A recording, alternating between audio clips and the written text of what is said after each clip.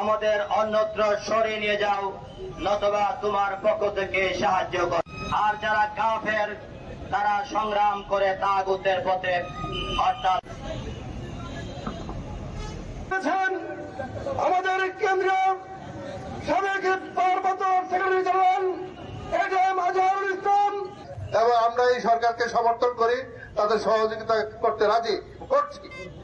কিন্তু কোন ষড়যন্ত্রের শিকার হয়ে অনেককে মুক্তি দেওয়ার পরও আজহার ভাইকে মুক্তি দেওয়া হচ্ছে না।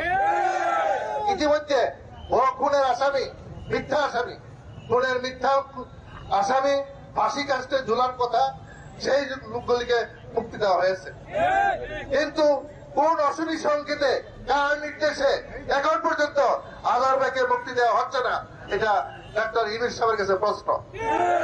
প্রিয় ভাইয়ের আমার, আমাদের নিবন্ধন বাতিল করা হয়েছে, আমাদের প্রতীক বাতিল করা হয়েছে।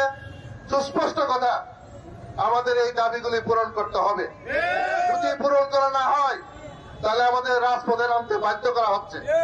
আমরা চাই না সরকারকে অসহযোগিতা করতে, আমরা সহযোগিতা করতে চাই, কিন্তু এমন কোন সিদ্ধান্ত, এই দাবিগুলি না মেনে এমন কোন সিদ্ধান্ত নেবেন না যাতে আমরা সরকারের বিরুদ্ধে নামতে বাধ্য হই। আমাদেরকে আগে সেই উদাহরণটি সামনে রেখে বলতে চাই, এই সরকার যেন আমাদেরকে রাজপথে নামতে বাধ্য না করে।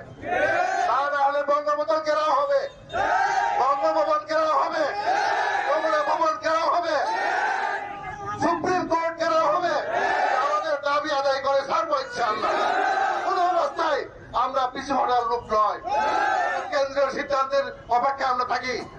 আমাদের আঙ্গুলের ইশারায় আমরা হাজার হাজার জান দিতে রাজি, তবু দাবি না মেনে আমরা ঘরে ফিরে যাবো না ইনশাআল্লাহ।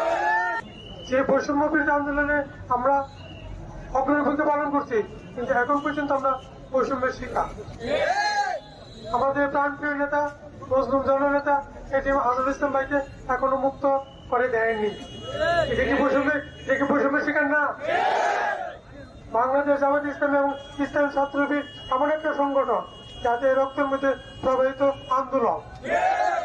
আমরা চাই না বর্তমান সরকারের বিরুদ্ধে কোনো আন্দোলনের মধ্যে যেতে হয়, কিন্তু ওনাকে মুক্তি না দেওয়া মানে আমাদেরকে রাজপথে ঠেলে দেওয়া। আমরা আশা করি আমাদের আমিরে জামাত যে আলটিমেটাম দিয়েছেন এর পূর্বেই আজহারকে আমরা পেতে চাই, ওনাকে স্বাধীন বাংলাদেশে আমরা দেখতে চাই।